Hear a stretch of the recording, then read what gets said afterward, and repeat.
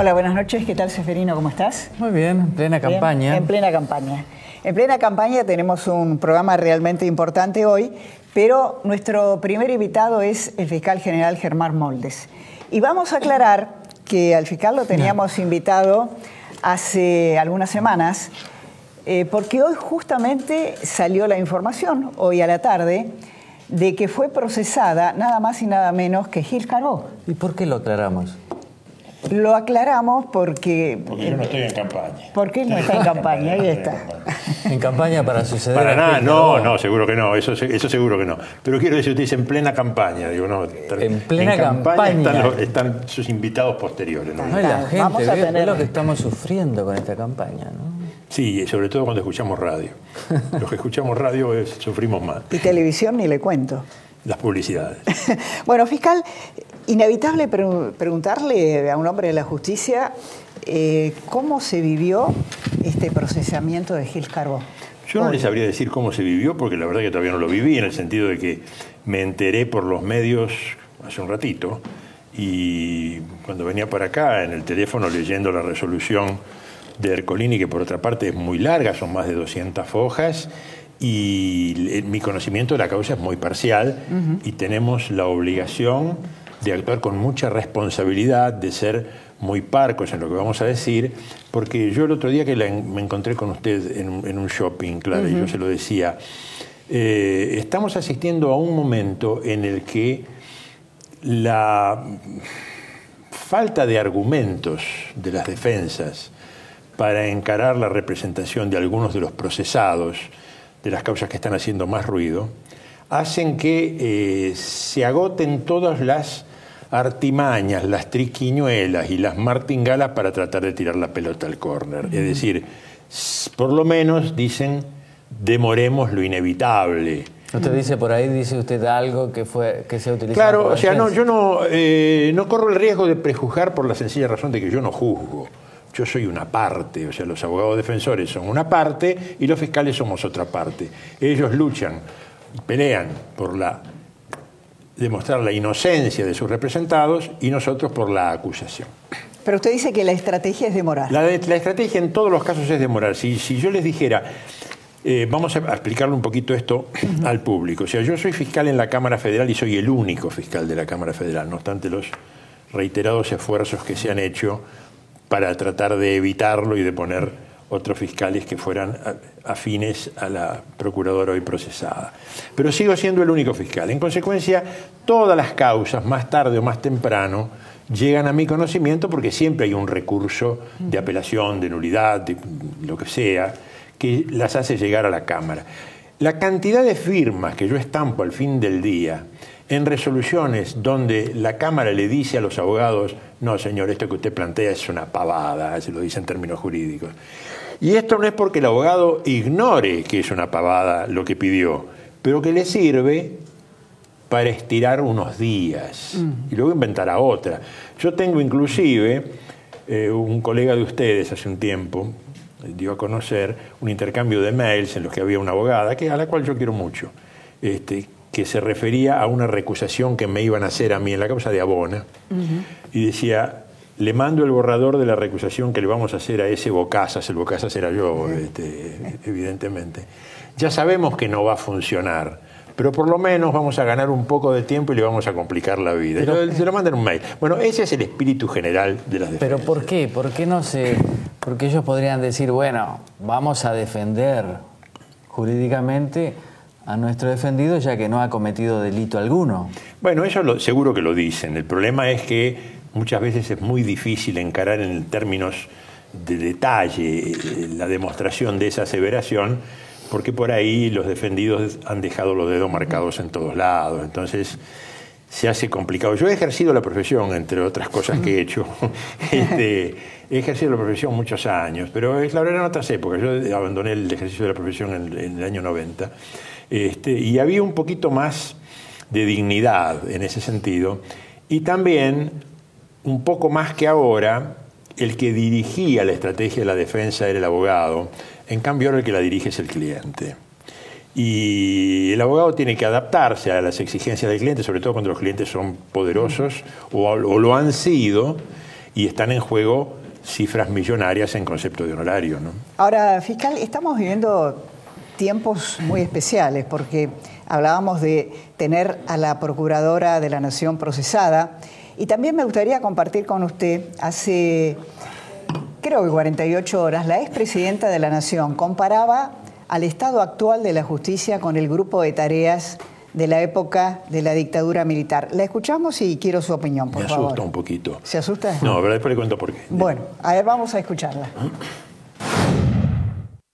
Hacemos responsable al juez Bonadío, el juez más desprestigiado de la República Argentina, de servir a los intereses políticos del presidente Macri, de actuar casi como una correa de transmisión de sus obsesiones contra la oposición y contra mi persona en particular, una correa de transmisión entre esa voluntad del presidente. Hacemos también responsable al presidente Macri de persecución política, degradación de nuestra democracia y un uso partidario, obsceno, imposible, inconstitucional, donde el Poder Judicial actúa casi como una fuerza de tareas del Poder Ejecutivo. Ahí está. Algunas cosas graciosas. O sea, lo de la fuerza de tarea es gracioso, Sí, porque de me devuelve a mi juventud. O sea, son las expresiones del lenguaje de los 70. Y lo de la persecución política es, les ruego que me disculpen, más viejo que el agujero de la guitarra, esto de hablar de persecución política cuando las causas empiezan a complicar. El otro día vi una que realmente era hilarante, porque parece que lo leí en el diario, ¿no? Parece que era un tipo que es profesor o maestro, no sé qué escuela, y lo responsabilizaron de ser él quien hacía las amenazas de bomba. Y cuando se lo llevaban dijo, soy objeto de una persecución política. Sí. O sea, realmente lo de la persecución política da para todo. Pero decía que me asustaba porque una vez que estuve en este programa, en esta mesa, nada más que la mesa estaba de aquel lado. Sí. ¿No se acuerda? ¿Eh? Sí, me acuerdo. Y usted me dijo, le vamos a hacer escuchar un fragmento del programa de la semana pasada. Y me pasaron unos minutos que habían ustedes estado con el fiscal Campagnoli. Sí. Y Campagnoli decía que la mayor parte de los delitos que se les estaban imputando eran delitos de penas breves, de poca entidad en cuanto a la penalidad prevista por el Código Penal, y entonces que eso iba a conspirar contra la posibilidad de una condena de cumplimiento efectivo, etcétera, etcétera. Y ustedes me preguntaron y yo jugué como una de las posibilidades, porque estábamos hablando de la causa de Nisman en esa oportunidad, no de la causa de la muerte de Nisman, sino de la denuncia de Nisman por el memorándum de entendimiento con Irán. Y yo en ese momento dije que una de las posibilidades era calificarla como traición a la patria. Y después lo que me llovió encima desde entonces. Entonces, cuando me dicen que me van a pasar un poco del fragmento de la semana anterior, ustedes me asustan un poquito. Ahora, volviendo al caso de la procuradora hoy procesada. Sí. ¿Y se puede bancar, digamos, todo el cuerpo de fiscales que la jefa de fiscales esté procesada por un delito tan, digamos, de los delitos más infamantes, que es cobrar una coima, ¿no? La causa está delegada en uno de los fiscales, que es Tayano. O sea, los fiscales somos quienes hemos impulsado muchas de las investigaciones contra Gilles Carbó. En este caso, fíjese una cosa, Seferino. Por lo que yo vi en la sentencia, insisto, el juez habla de una cuantiosa acumulación de pruebas. A mí no me consta, yo no he tenido contacto directo con esas pruebas. La tendré seguramente porque ya el defensor de Gilles Carbó anunció que van a interponer los recursos, o sea que a la Cámara va a llegar. Pero por lo que yo veo de esa sentencia, muy fundada y muy extensa, el asunto es más o menos así, o sea, el juez habla de una simulación de un proceso licitatorio, o sea, de una licitación simulada, digitada, y es muy llamativo. Yo sé que esto es un poquito por ahí aburrido, pero yo les pido que un segundito de atención a las fechas, porque eso sí que no hay posibilidad de errarle en la comparación de las fechas. en el mes de septiembre, la procuradora debe haber ingresado a mediados del año 2012 al cargo de la Procuración General. En el mes de septiembre de 2012, este señor Belingi es incorporado a la Procuración como subdirector general de la Procuración y se le asigna la tarea de coordinador de estas operaciones inmobiliarias. Septiembre. En octubre se constituye en un trámite de suma urgencia en la Inspección General de Justicia la firma de la inmobiliaria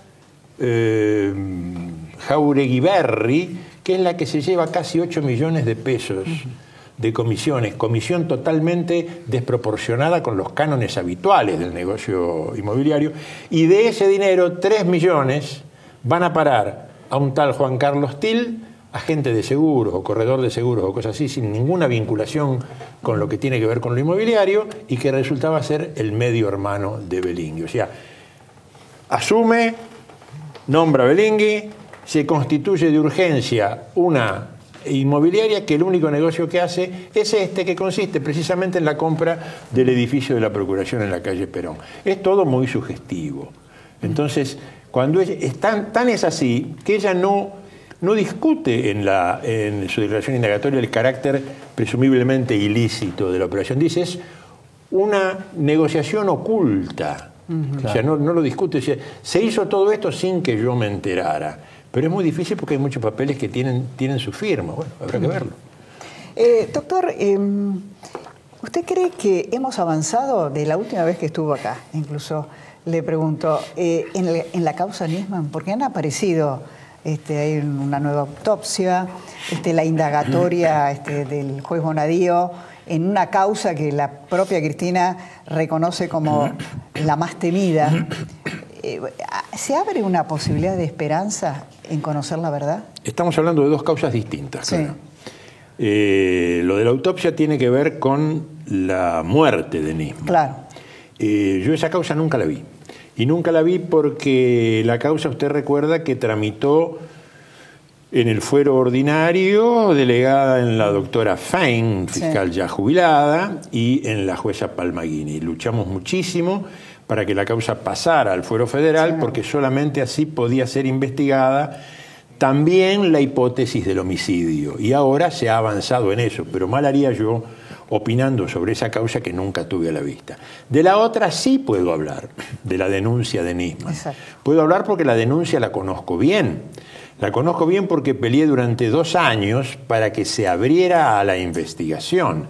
Y se nos negó con todo tipo de chanchadas, o sea, porque ya no eran procedimientos habituales.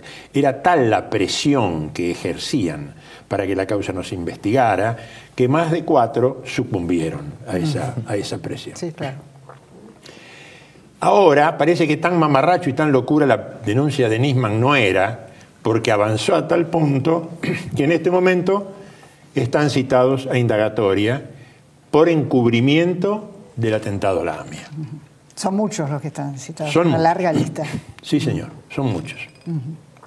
Así que sí, evidentemente en eso se ha avanzado. En la otra no hay duda que se ha avanzado, pero los avances los conozco de la misma manera que los conocen ustedes, ahora, a través de los medios. ¿Qué caso el de Cristina? Cerca del Senado, pero también con tantas causas abiertas, ¿no?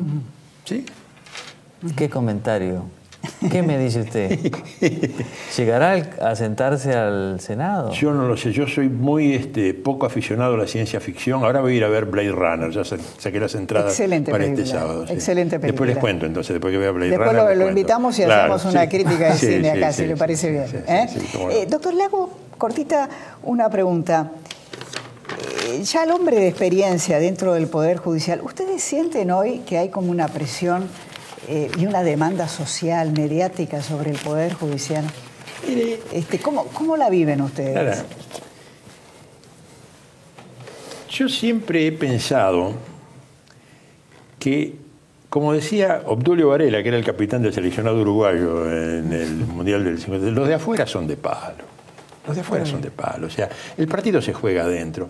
Hay que saber diferenciar la sentencia ejemplar, que muchas veces es necesaria, de la sentencia ejemplarizante, que nunca es necesaria. Porque a través de la sentencia no se educa al número, no se educa a la población. O sea, A través de la sentencia se hace justicia y se aplica la pena que corresponde a aquel que ha delinquido. Fiscal Moldes, muchísimas gracias por ustedes haber por venido. invitarme. Y la próxima vez hablamos de Blade Runner. Blade Runner, sí, sí, sí. De ciencia ficción. Sí, De sí, ciencia sí, ficción. sí. Bueno, continuamos nuestra sección Insight. También está acá Diego Santilli, vicejefe del gobierno de la ciudad. Además es un hombre del peronismo. Y entre las cosas que le vamos a preguntar es, después del 22 de octubre, ¿cuál va a ser la relación entre el peronismo y el gobierno?